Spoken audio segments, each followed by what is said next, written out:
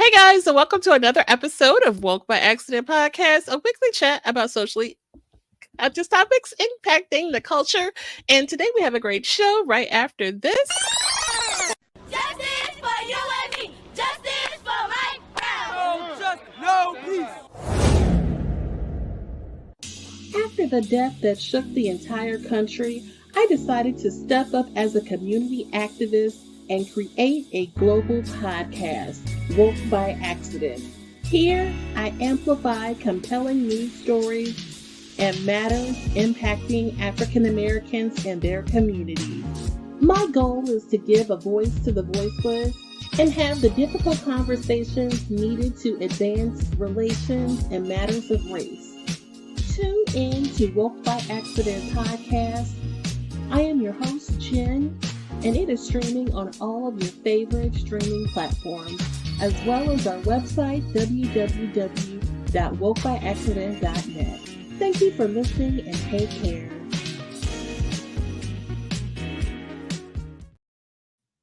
Hey guys, and welcome to another episode of Woke by Accident podcast. Today we have a special great show for you today. Our favorite co-host is in the house, Sambaza, host and creator of the Sambaza podcast. He is a two-time nominee for Best African Diaspora Podcast by the APVA, and he is from the Republic of Kenya. He has been a presenter at the Afros and Audio Podcast Festival discussing Pan-Africanism, and he will be a ambassador at the 2024 Afros and Audio Podcast Festival. Hey, Sambaza. Hey, what's up? How you doing today? Good. I'm glad to have you here and all of you guys. A really great show for you. We appreciate you guys for tuning in and catch this additional extra episode in the same week. So, bam. I'm definitely excited about what we've been doing this month and the prior month in acknowledgement of mental health awareness, and just really excited for another special guest to bring you today. So, any thoughts, Sambaza, about our guest today? Wow. Our guest, we share a collective.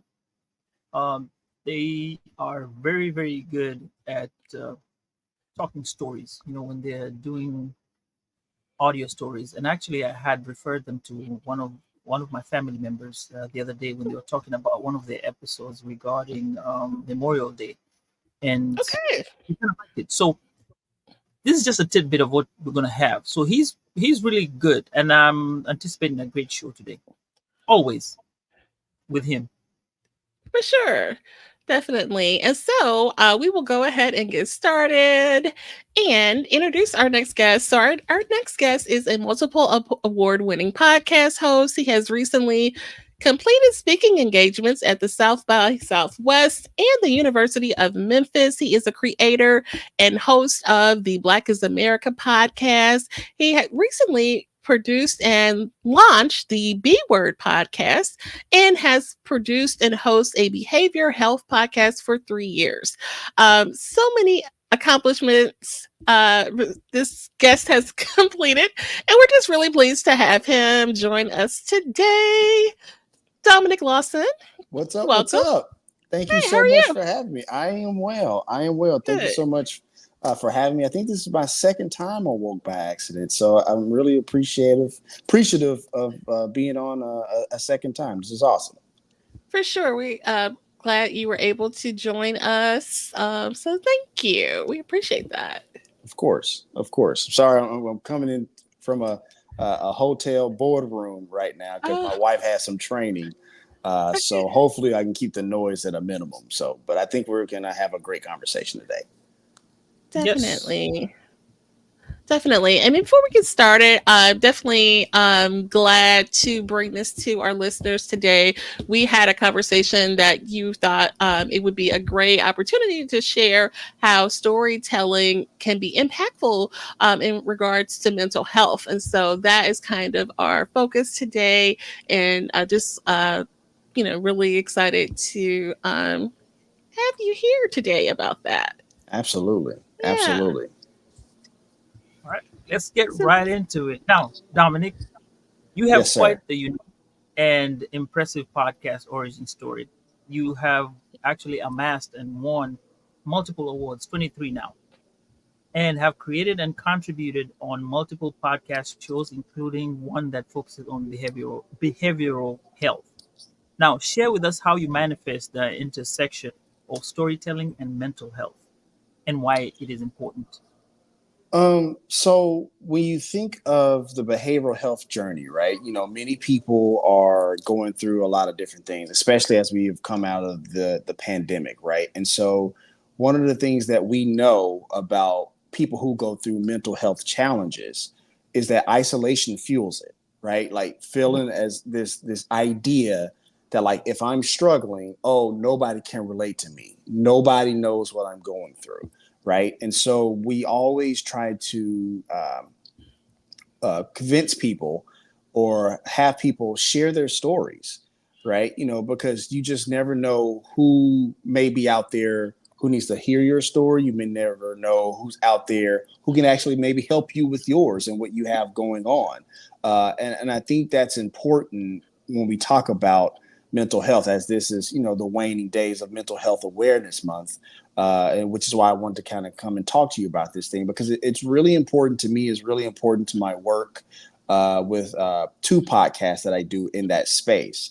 And so storytelling, and sharing your story and your testimony, it goes hand in hand. Not only is it beneficial, like I said, for the person who may listen to it, it can be beneficial for you, because I think when you're able to share your story, you're able to share other people's stories, you feel more empowered, because I think a lot of the things when it comes to storytelling is that the person who's telling the story owns the narrative, right? And so if you're able to own the narrative, you're able to hold that power and use that power for good. Sometimes people use it for evil, but you can use that power for good, not just for yourself, but for others around you.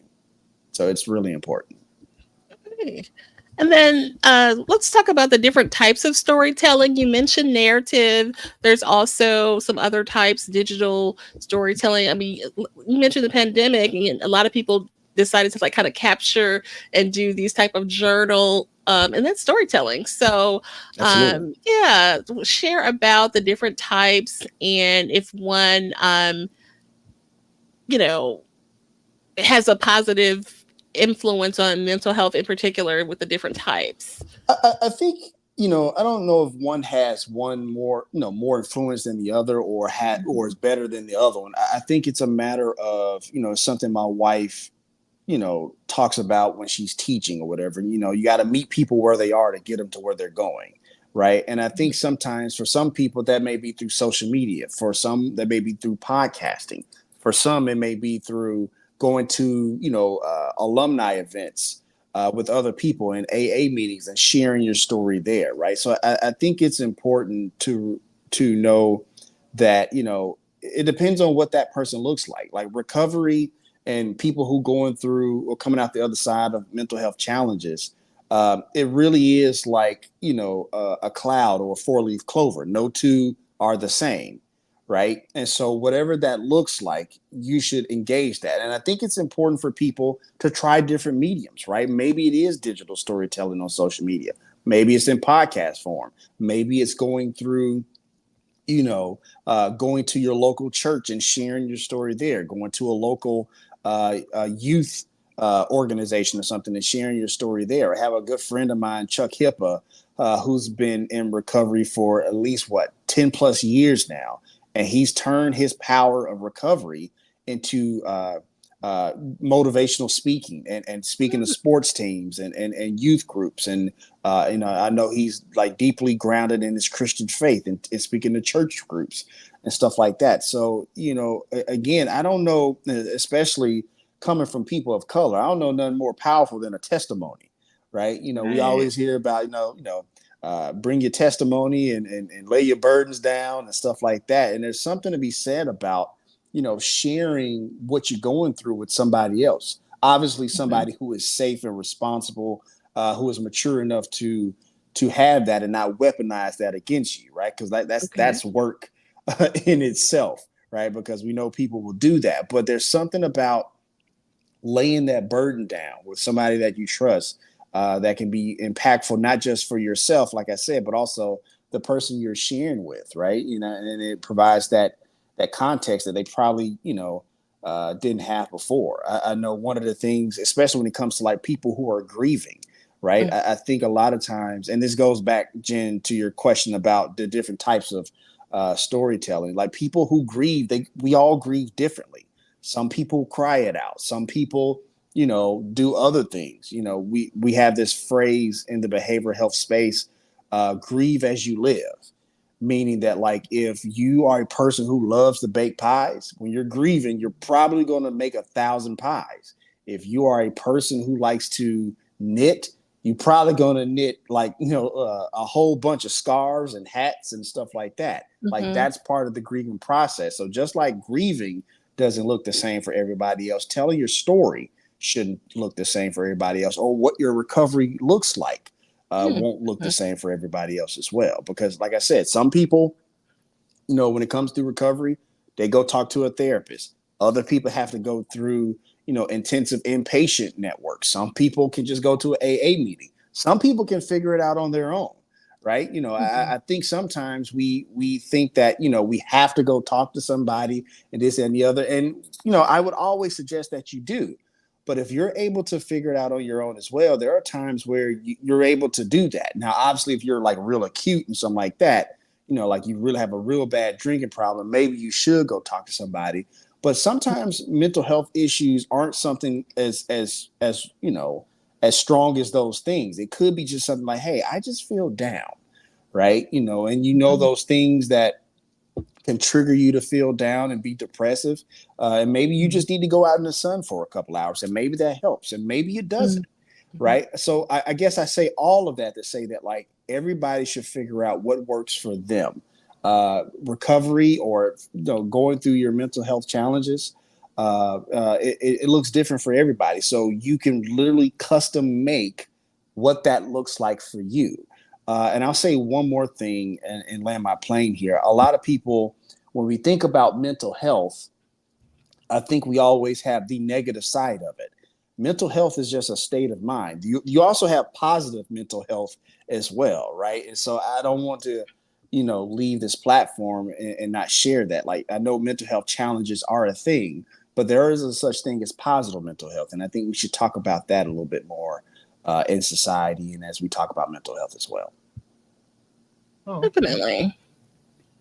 question. I think I want to understand re-traumatization.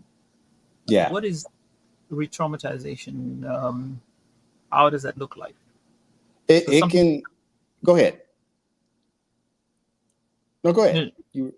Okay. No. It can look in different ways. One of the shows I did for the Meadows before I transitioned away from them was a show called Recovery Replay, Sambaza. And one of the rules I had was you have to be in recovery for at least 3 years. Because there are people where it actually is too soon to tell the story, depending on who that person is, what they went through and stuff like that. And I can give you a prime example. I remember we had this thing called a growth summit, and we were trying to get people to tell their stories, if you will. And there was one person who I think was in recovery maybe 2 years, right? But whether it be 2 years or 5 years or 10 years, it can sometimes still be too early, right? And so this person got up, started to tell their story, and in front of all these people got triggered right then and there. Now, for her, that trigger started looking like, was crying and sobbing and stuff like that. For other people, that re-trauma, that getting triggered could look like, going back to the bottle. It can look like sex addiction. It can look like a myriad of things. It can look like acting out towards others. It can be acting out towards yourself. So that is a real thing. And that's one of those things where we tell people recovery is, it's a journey, right? It's a marathon. It's not a sprint, right? Once you come out the other side of your challenges or recovery or whatever, it's something you work every single day. There is no such thing as recovered. in this space. That like that doesn't exist, right? It's one of those things where you're working on it every single day, right? You're working on it every single day. And so we try to get people to understand that so we can avoid some of those re-traumatizations or those triggerings, if you will, because they are a very real thing and they can do some serious damage if you don't handle that recovery responsibly. Oh, good question. And my next follow-up question, and for whoever is listening and watching, this is not a self-diagnosis, and this is not something that Dominic is not a professional, so he's just giving opinion. So do not use this information that we're going to talk about here as a remedy or consultation. So my Absolutely. next question is, you know, I noticed, like, for something, like, say for example, you went and had a nice party, into a party, and then in the morning you have to leave the party, or you went to a club and you have to leave the club. There's that sense of you're gonna miss out, or you're gonna leave your friends and everybody's gonna go home. Or let's say you take a journey and visit your people, and after that there's that point where you're gonna say goodbye. You may not see them until maybe a month or a year or whatever time. Do you see that happening with someone who is going through mental health crisis or issues like that? Because at that point when they go seek help, and then you have so many, let's say you have 10 sessions, after you get to your ninth, you have that anxiety whereby now you're like, okay, when this is going to end, I am going to go back to where I was, especially when you're, let's say, drinking, because that's a struggle. I'm assuming that, Right. No, it's that's a very good question. We often talk to people on, on both of those shows, Beyond Theory and Recovery Replay, about the idea of that recidivism, that going back to those habits, if you will, right? And that's one of those things where the therapist or whatever would ask them, like, hey, how are you going to stay recovered? I'll give you a classic example. We had a conversation with a gentleman called Scott Plum. Scott Plum was on season 2, episode 201 and 202. So the first 2 episodes of that season. And he, was in treatment for sex addiction, right? And, he went through treatment, 45-day treatment, did the work, great work, this, that, and the other. And in the last days of treatment, Dr. Carnes, the senior fellow who, is pretty prominent in the sex addiction world, he asked him, like, hey, you live in a world where, you travel a lot for business, and you're, in and out of hotel rooms, and, you're going to be surrounded by women from time to time, and fall back into those habits. Have you thought about retirement? Have you thought about retirement from that world, right? And that person, and Scott, really had to think about, like, man, I really love what I do. I'm great at what I do. But if I really want to work my recovery, I should consider retiring. And he did. He did. And so to your question, Sambaza, like, again, when you work in your recovery, from what I've learned, and I'm not an active recovery. I'm literally just I'm not a clinician. I'm not an active recovery. It's just one of those things where I lead with empathy to tell these stories, to help tell these stories and share these stories with in an impassioned and passionate way, and to get these stories out, to get people to understand that recovery is for them. But he understood that he had to get away from that world. Otherwise, the likelihood of him, sliding back was pretty high. And so you have to work that recovery and be serious about it. I've heard countless stories that, like, people, and it sounds bad, but it's true. Like, nothing is more important than my recovery. Not my wife, not my husband, not my kids. Like, my recovery is more important, because if I can figure that part out, then everybody else will be okay. I'll be a better husband. I'll be a better wife. I'll be a better dad. I'll be a better mom. But that recovery is that important to that person. And it makes sense that it would be, because once that part is taken care of, and you understand that it's a marathon and not a sprint, and that you have to work it every single day, it starts to get easier and easier. So that slide back Sambaza is real, but it really speaks to the person in doing that work every single day. Okay. Definitely. I have another question here regarding Yeah. stories and experiences where you have a, a story that you have that has some profound impact on someone's mental health. Do you have any? I don't know if it's specific stories that you would tell that would come out and somebody would go like, oh, the bulb will light up and they'll be like, okay, this is it. No, for sure. Mhm. There's so many. There's so many. There's, I'll tell this story. So the way Recovery Replay works, right? When I wrote it in the place of it's told from a person's journey is told from three different perspectives. So there's the person in recovery, there's their loved one. So it's like a spouse, best friend, child, or something like that. And then a clinician. And then we take all these interviews and wrap them into one comprehensive story.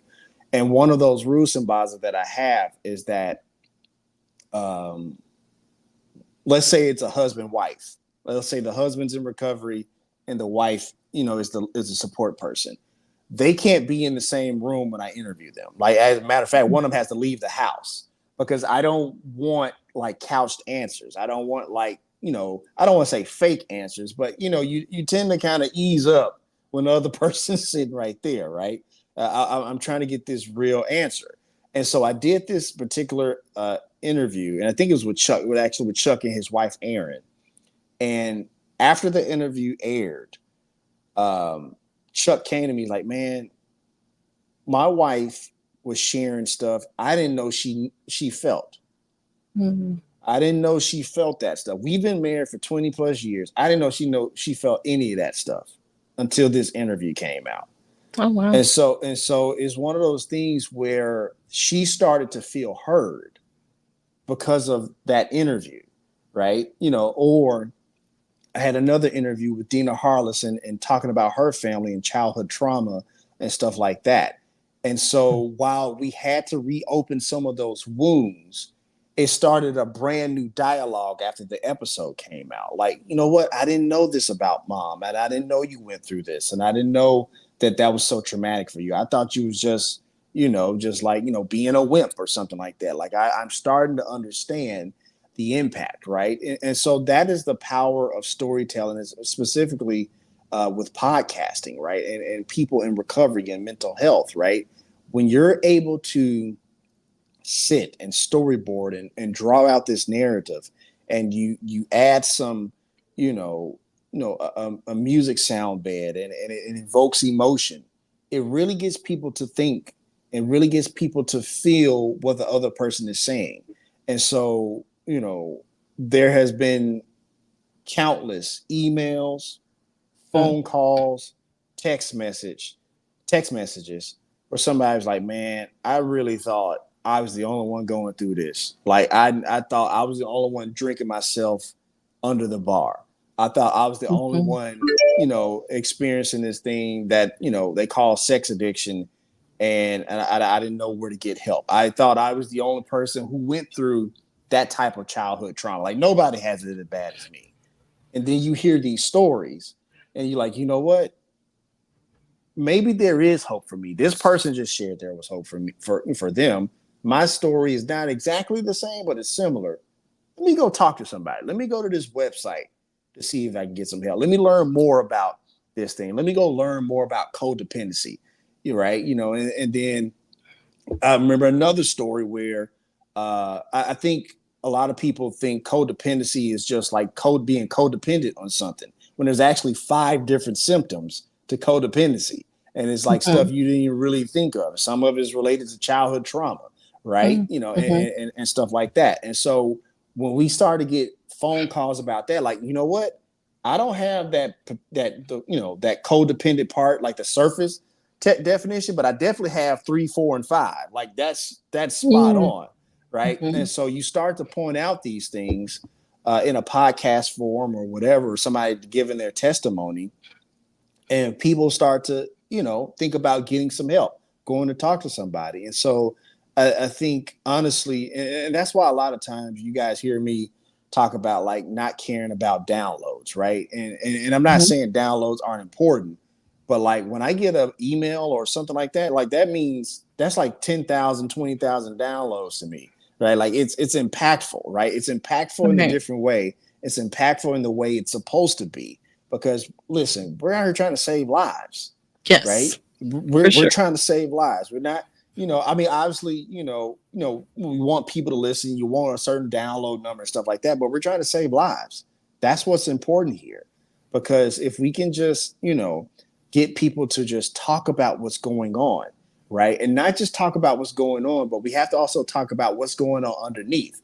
Yeah, you may be here for combat trauma from the military, but I need Mhm. to understand what was going on when you was 5, 6, 7 years old. And the reason I bring up that example is because people may not notice it now, but 75% of people who are in military service, 75% of them come from homes with childhood trauma, Mm. right? And a lot of people join the service. Maybe it was because they want to get some get back to somebody else and take that out on somebody else, or they have a strong sense of service because nobody showed up for them, right? Or maybe they just want to provide a better life for their family, right? Because the military has pretty decent benefits, right? From time to time. So, like, this world of mental health and behavioral health, it's tricky. It really is. But I think when you're able to have this storytelling aspect and make that impact, it's everything. That is the work. That's the work. Okay. I thought of a question to share. We've talked about with some of our prior guests the stigma of addressing your issues or your concerns with your mental health, and especially in maybe the African American community, the stigma may be more prevalent than others. Did you see a disparity in the people who were coming in, with what you work with, the people you worked with?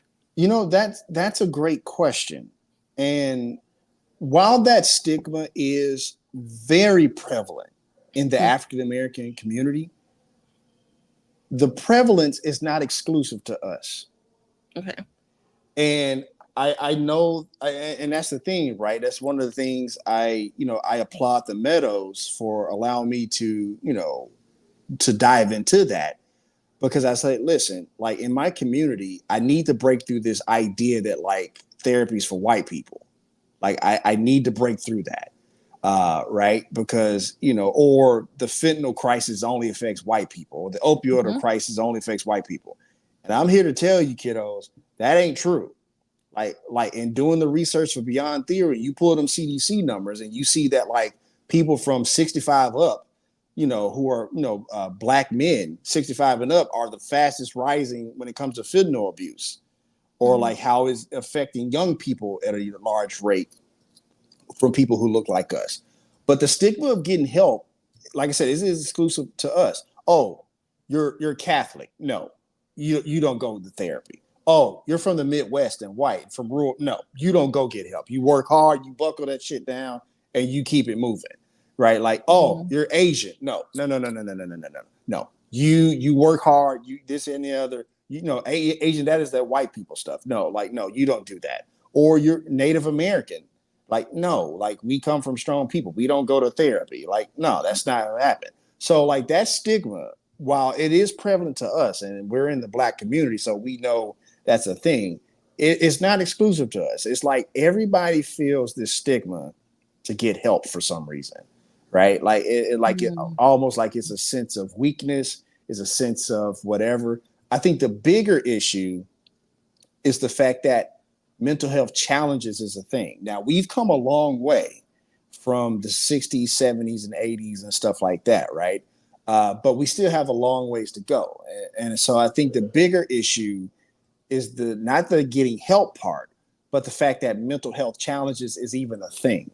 Like that's the part Hmm. we have to fight first, right? So no, like again, when I pulled those CDC numbers for research, it's alarming, and it's alarming across the board. So again, if you're in the Black community and you think that opioid stuff is only affecting white people, I'm here to tell you it ain't.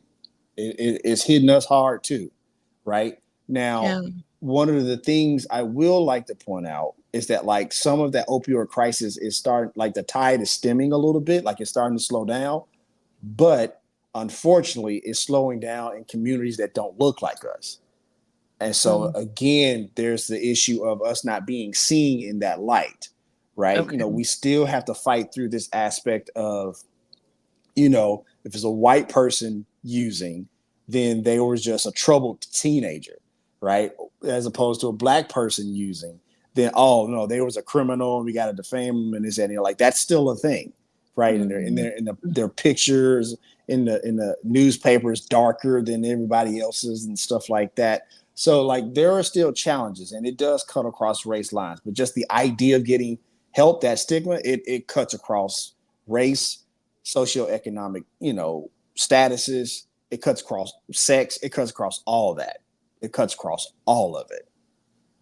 Oh wow, that was a great way that you put it, with all those different cultures that you just laid out. That everybody um, deals with that. Yeah. Right, right. It's like, and like I said, like they all have a different excuse, Mm. right? And I don't want to Mhm. say excuse, but they all have a different saying as to why that is, right? And it's no different than in the Black community as well. It's just our justification or excuse or whatever. It's just different. But the idea that the stigma is there, it cuts across. No matter what you look like, where you come from, who you love, all the above. Definitely. And I want to add this. So when I was growing up, uh, taking therapy was considered, first of all, it was considered a Western idea. It was not an African idea. Uh, but this is not to say that as Africans we do not have our way of grieving and our way of seeking therapy. We had different methods. Have I gone to look around for it? No. But we stuck with the idea of having somebody who gets paid to listen to your issues as being something westernized. I do remember a situation where there was a calamity in Kenya one time, and there was a well-known therapist who came out there to tell people, there's trauma that comes with this thing. Don't just look at it as, oh, it was the bombing. Um, there was a bombing in somewhere in the U.S. embassy in Kenya, and people didn't realize that. And at that moment in time, it now started becoming an issue where people did seek therapy and find out what was going on with having these issues, behind traumatic, tragic events. And then it morphed into realizing that, you know what, there is something to be looked at there. Therapy is not something that you have to be bananas, to be able to go seek help. You are Absolutely. just a Mhm. normal person that can go out there and seek help. And shout outs to Dr. Njenga. He is the one who's the pioneer of this and made sure that people did actually seek therapy. And it is actually something that we are looking at seriously. Yeah. So, you said it's not in terms of, like you said, black, white, African, depend socioeconomic reasons, geo spaces where you are, all that. So yeah, it is an issue, and how we look at it is also something that has to be looked at differently, whether Right. it's Mhm. whichever part of the world you're in.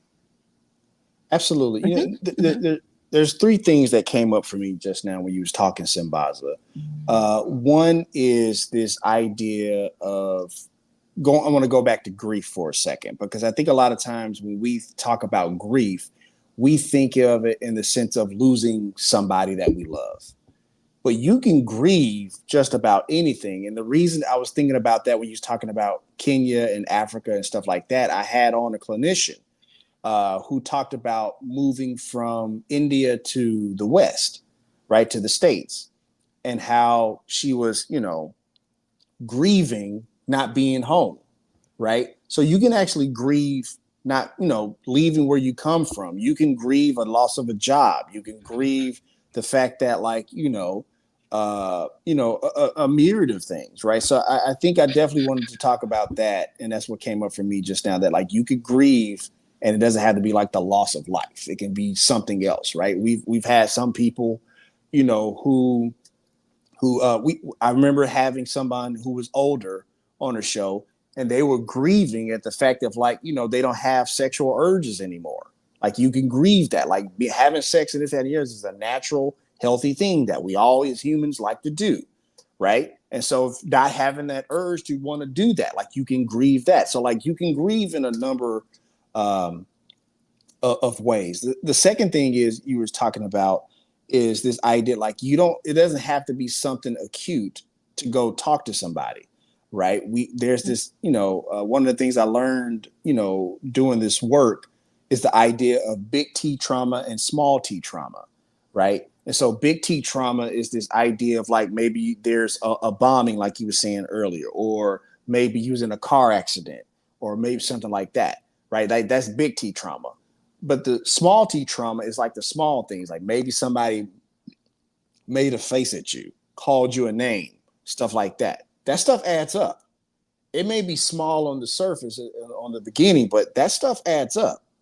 And so sometimes you just have to get that fine tune. Like, hey, I don't really like when people, say this about me. Like, I don't like when people touch my hair. I know that's something in the Black community, especially Black women, that comes up from time. Like, I don't want nobody to touch my hair. I want to, be looked at a certain way. Like, those are those things that are kind of talked about as small T traumas, if you will. And the last thing is, I'll say this. I talked to somebody who was saying that, like, when you have anxiety or depression, it's often just a warning sign. It's very much akin to, like, your car's check engine light, right? When the check engine light comes on, like, okay, I need to go get this checked out.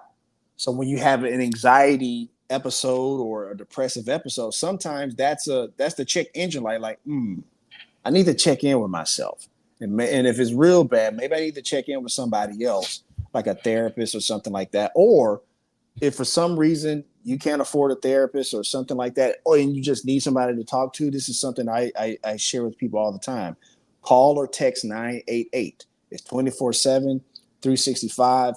It's part, opened by the federal government like a year and a half ago. And there's a counselor you can just talk to, right? Tell them what you got going on, this, that, and the other. So it is discreet. It's confidential. Like, nobody's going to, like, call you or something like that. So it's one of those things where it should be an avenue for you to use.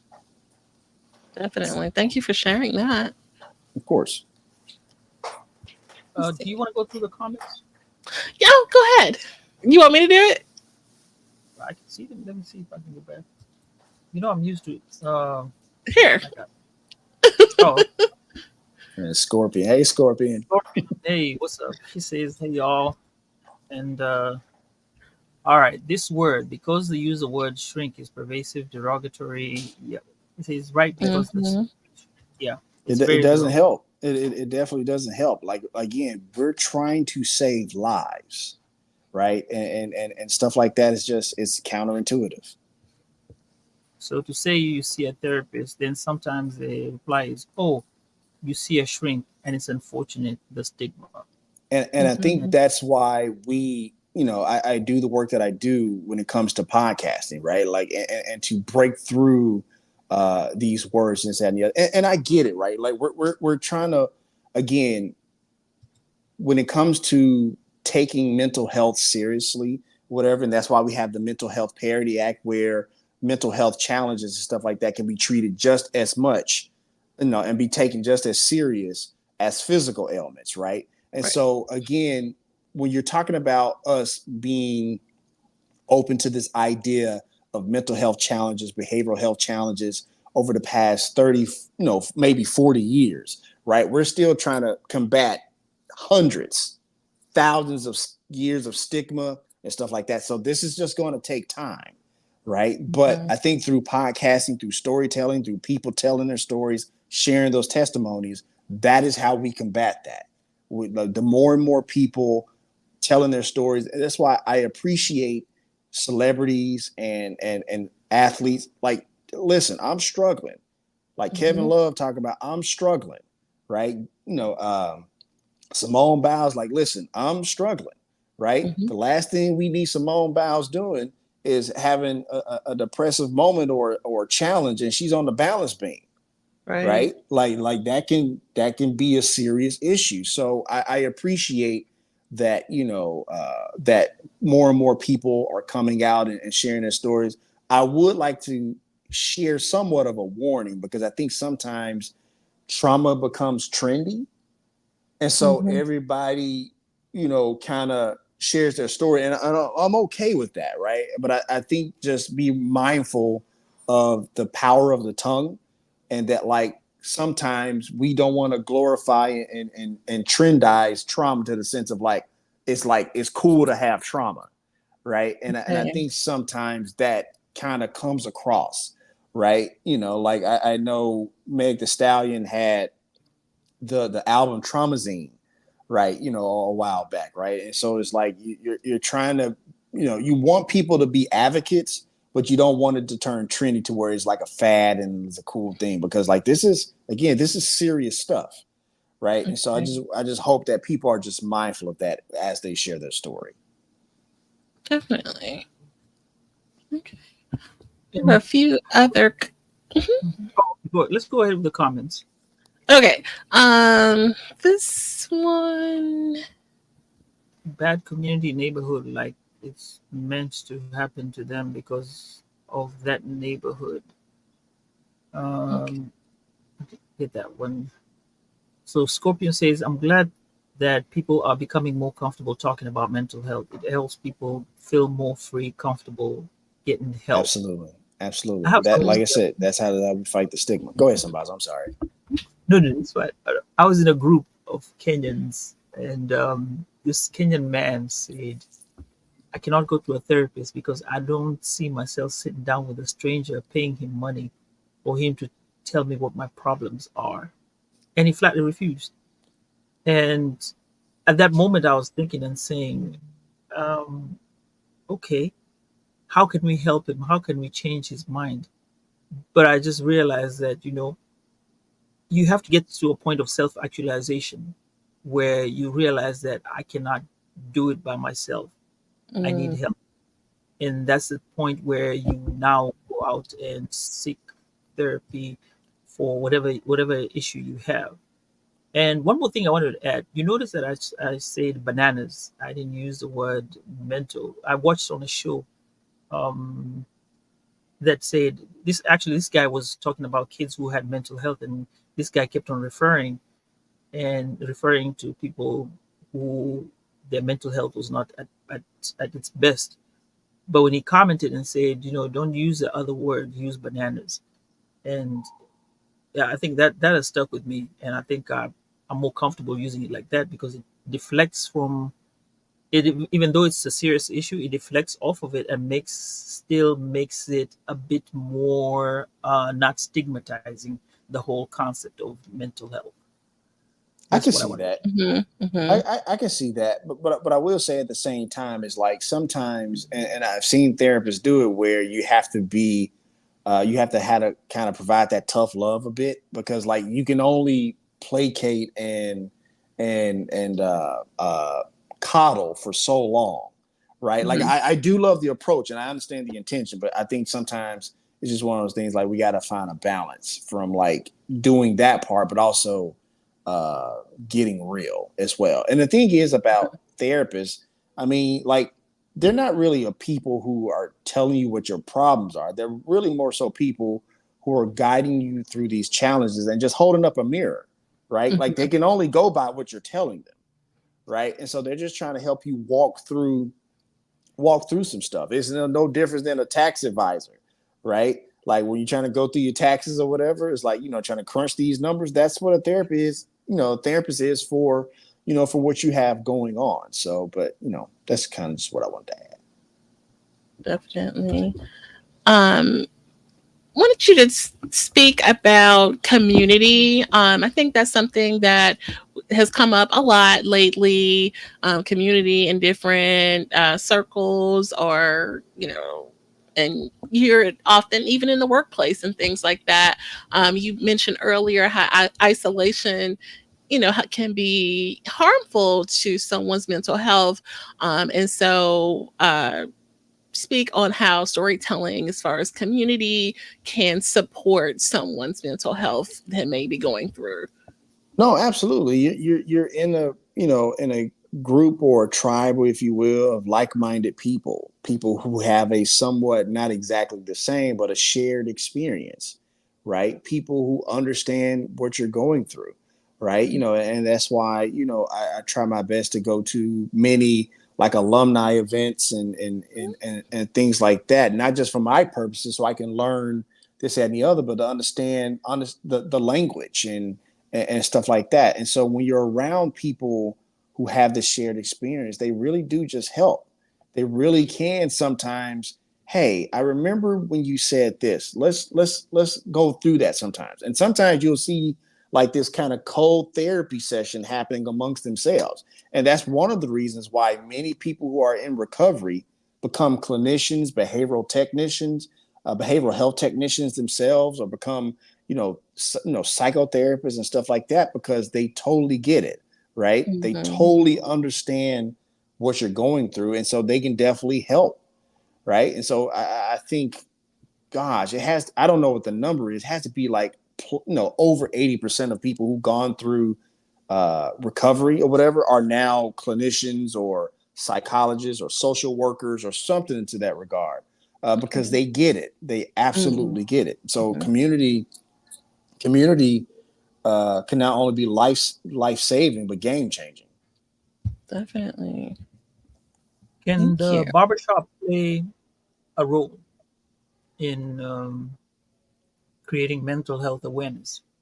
Absolutely, I've seen many barbershops, especially in the Black community, where they purposely make it part of the experience, right? Where you'll have like this check-in, if you will, right? And we're starting to see more and more Black barbershops do exactly that, where you have this check-in and you say, hey, what you got going on? How was your week? How was your past 2 weeks?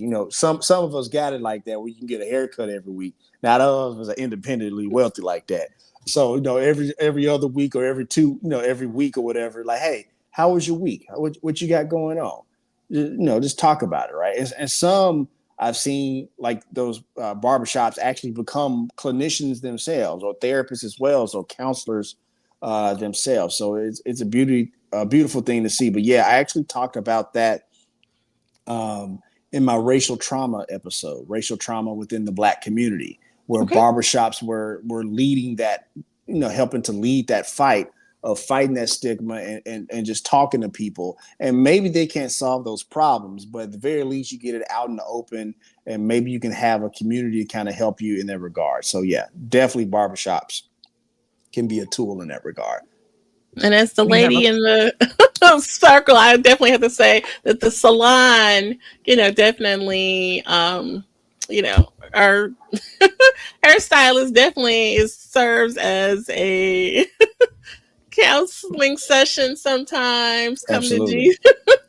Yeah. So I just wanted Well, to I say mean, that. when you think about the history of the barbershop, it's often this hub, right? It's a hub for mental health, is a hub for all these types of things, right? So, sorry, I think some people are kind of coming in, so it might get a little loud. So, but yeah, go for it. Mhm. But so what are other places that have would help out in mental health awareness? I know I did go to clinic, no clinic, but it was a talk just the other day hosted by Dr. Morrow. Um, she's actually Mm-hmm. from California. She has a book, a play, and I think she said there's a film coming out with regard to that. But the talk was great. I wish she had it somewhere where we could listen to. But a church is another avenue, and I wanted to ask about that. precisely because of the Black community. I noticed that that's where people seek help. They use God, and I think even the white community does the same. They use God and that as one of that. Could you speak on it, or and also if you can add others? Now the hair salon, Jen, that one, I think you can also give us more information regarding how it does help us to create mental health awareness as well. Well, believe it or not, right? Like so often the church, the synagogue or the temple or whatever are often the front line person when it comes to mental health, because like again, that's usually the person who is referred to um, uh, as like that lead therapist, if you will. Like I mean, think about when you have things going on your in your life, you often go to that clergy member, right? You go to that pastor, you go to that rabbi for that help. So the place of worship is often that place that does that. But there's definitely others, right? Like I've seen the coffee shop in Chicago where this guy who was, a hip hop artist, and he opened a coffee shop where he can talk about these behavioral health challenges. Like a lot of times we have more people in schools who are doing this sort of work, if you will. So yeah, there's definitely tons of places that are opening up and trying to break that stigma when it comes to mental health. Okay. Okay, awesome. And then Sambaza, before let's see. I definitely want you to share about your podcast, Dominic, as we round out our conversation. Any other thoughts, Sambaza, before we have Dominic share about his podcast? Um, my thoughts are, or maybe you can share some thoughts regarding the future about mental health awareness. I know next month is actually health, mental health awareness. So could you talk Mm-hmm. about that and what the future is in store? I think the future is just continue to doing that work, right? To continue to tell these stories, have people feel open and comfortable with telling their story, and just bringing them to the forefront and understanding and letting them know that there is somebody you can talk to. You can talk to a therapist, or you can call and text 988 to do that work. Again, 24 hours a day, 7 days a week. It's free, confidential. Nobody's going to ask you for your phone number or anything like that. You can, like I said, you can call or text. But I think honestly, that's just the work right now, and just continue to break through the noise, break through that stigma that like, hey, you're going through something upstairs, right? Like, and it is quite all right to talk to somebody, acknowledge it, and engage it. It really is. And so that's just kind of where I see the future now. Like I said, like we're starting to kind of turn the corner, like the past 30, 40 years. But we got like hundreds and hundreds of years to combat with, misconceptions and myths and things that are just flat out wrong, right? And with and honestly, social media really ratchets this up even more when you're talking about, body image issues and things like that, right? So, and understanding that like, again, everybody's body type is okay, right? And trying to fight through that. So it's one of those things where all the platforms are welcomed, as long as they're sharing a very positive mental health message, and because we have to again fight through the noise a lot of times. All right. And question. Now, like I said, men's mental health awareness comes next month. Do men really struggle so much in terms of acceptance of their mental health crisis? So I'm putting it lightly, but it is a sensitivity because you're told act like a man, don't behave like a, and then you're told you have to be of a certain caliber to Right. distinguish yourself as a man or in success or other things. How would you equate that with our society today?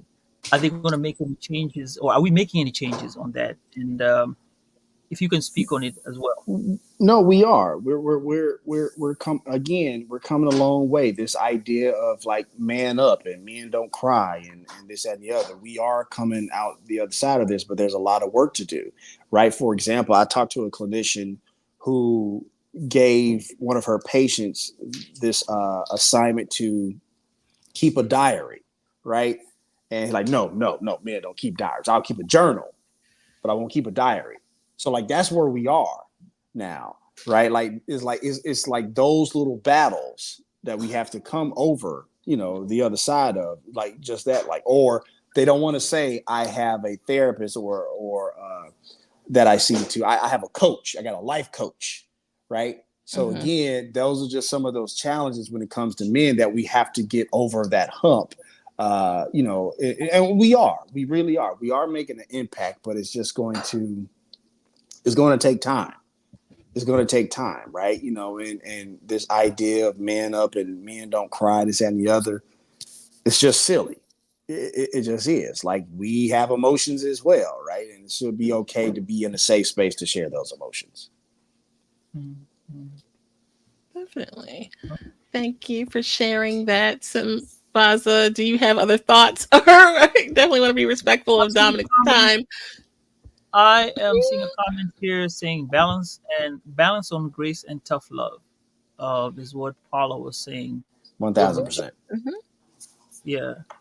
So I think that's 1,000%. well, yeah, like you said, 100%. For sure. Now, Dominic, here we go. This is your turn to tell us where we can find you. You got a lot of things going on. So there you go. Take it away. Absolutely. So again, just want to say thank you, Jen, so much for having me on. Sambaza, you're always an amazing host. Thank you so much for having me to the platform. Name's Dominic Lawson.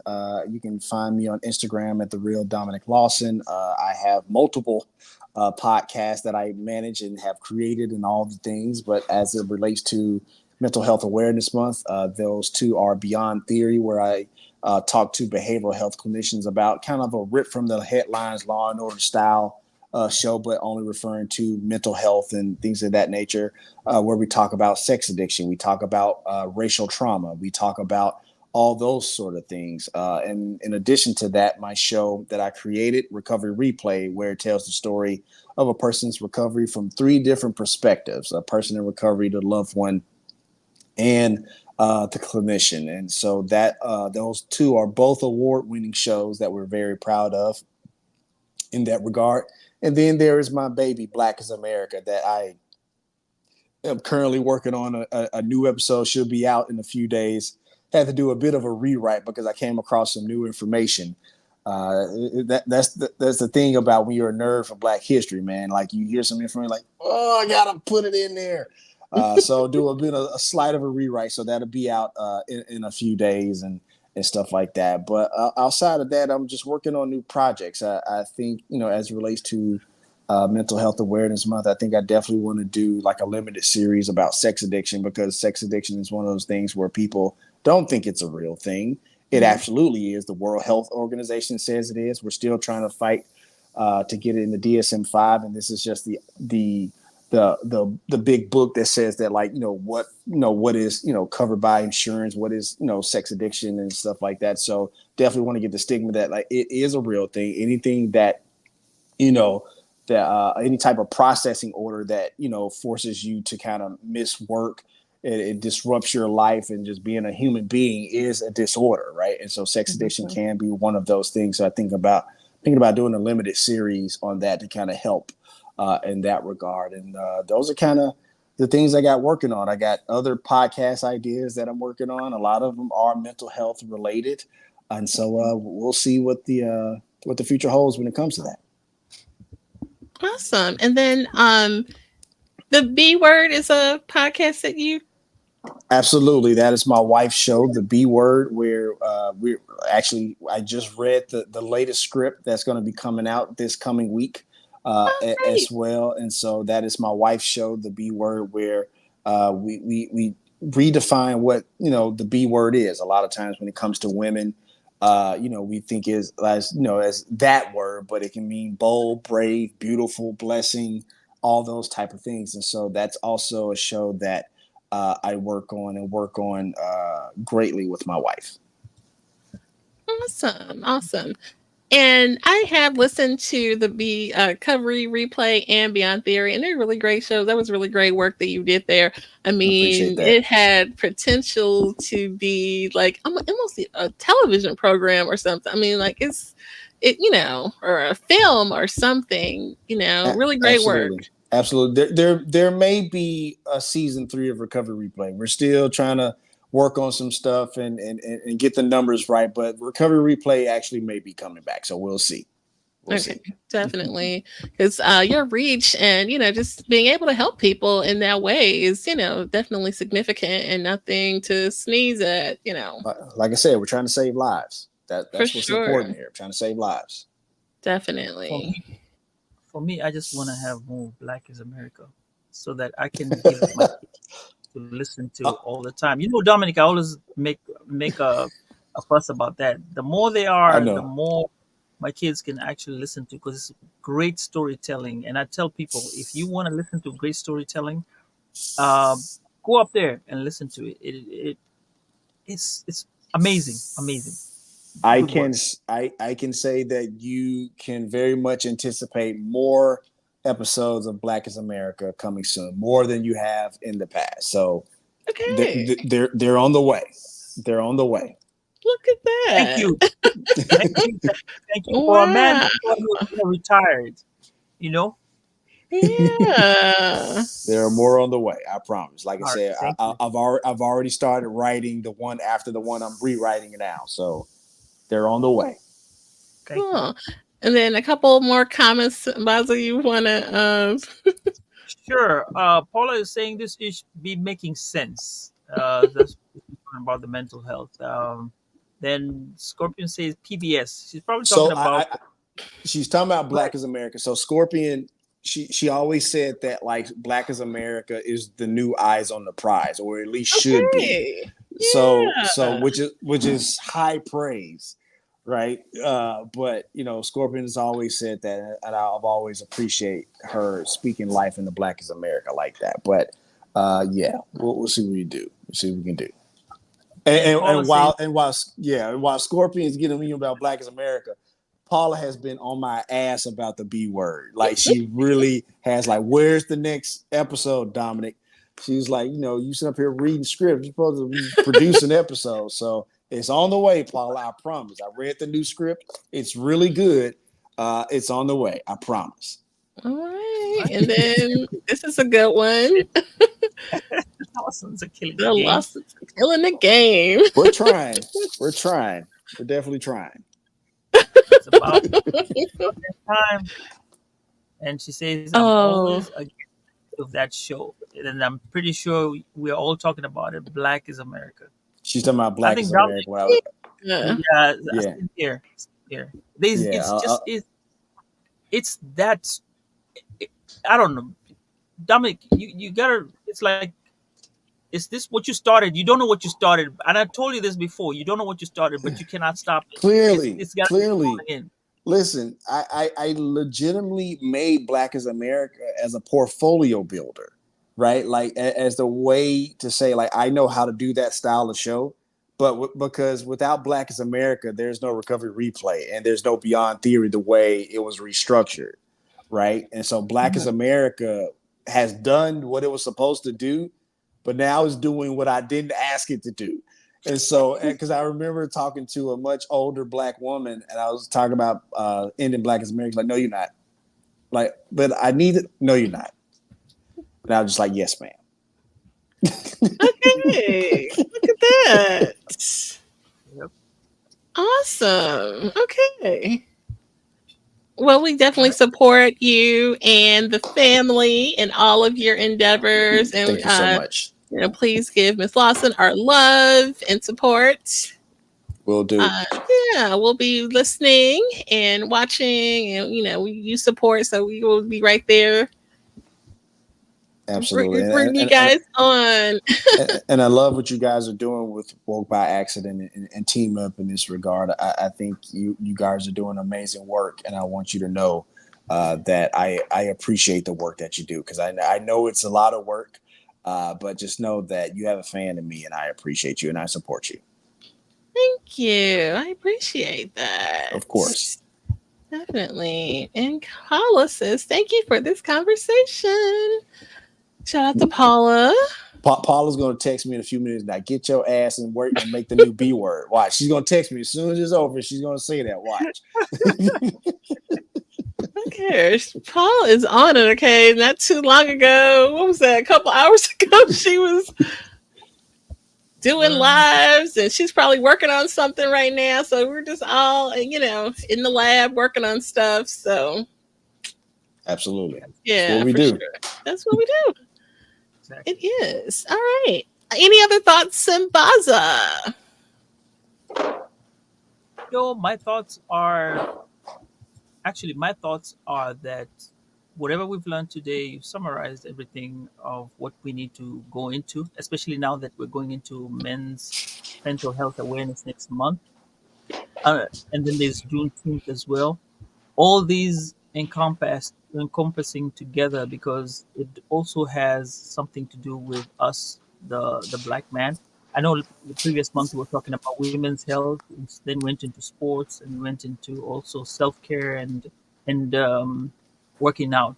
I guess this time now we're going to look at the men, and also Juneteenth, and also And it's Dominic. I guess Dominic has started it off well for the next month. okay. And then it's also Black Music Month, so we may have some pop culture content. Actually, I think our next episode might be a pop culture kind of fun with Black Music Month approaching. So Very nice. stay tuned for that. All right. And yeah, okay. Sounds great. Well, everyone, please check out Dominic's content. We will have those links posted in the show notes. Audio episode will be up very soon, but definitely can check out the replay of this visual episode. We appreciate all you guys for checking us out. Shout out to the chat who has been engaging with us this evening. Thank you so much. And those just tuning in, we appreciate you.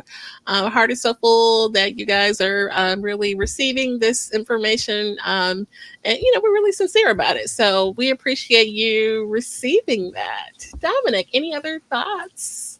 No, go subscribe to Work by Accident. Okay. Thank you. We always forget to say that, if you've made it this far, please subscribe, tell a friend, share. Maybe something that was said was impactful to you. We would love to hear about it, and, pass the word on and share that out for sure. So we appreciate you guys. Please stay tuned for more engaging content, and we look forward to continuing these important conversations. So, with that, we will. He's waving the flag, guys. All right. And Dominic, stay so that we can give you our proper goodbye. But you guys take care.